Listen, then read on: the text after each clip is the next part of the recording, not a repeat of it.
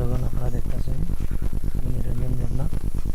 আমরা যাইতেছি মহাবীর সরা, যেটা লালা হইয়া আমরা মহাবীর সরা যাইতেছি। দুয়ারবন মহাবীর সরা যাওয়ার পর 3 কিলোমিটার মহাবীরের মন্দির মহাবীর চড়া দেখে আসবো। মহাবীর চড়াতে খুব সুন্দর জায়গা, একটি মন্দির আছে মহাবীরের, খুব সুন্দর।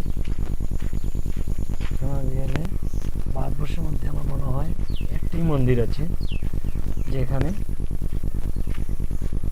আপনি আপনার পূজা আপনি দিতে পারবেন, কোনো পুরোহিত লাগে না।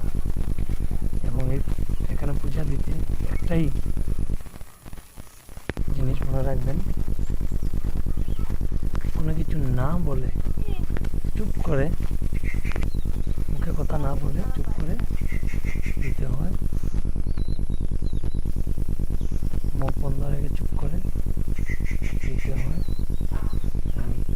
আমরা এসেছি এখন মন্দিরের নিচে, যেখানে লক্ষ্মীনারায়ণের একটি মূর্তি আছে খুব সুন্দর, এবং লক্ষ্মীনারায়ণের একটি শিলা আছে খুব সুন্দর, একদম দেখার মতো।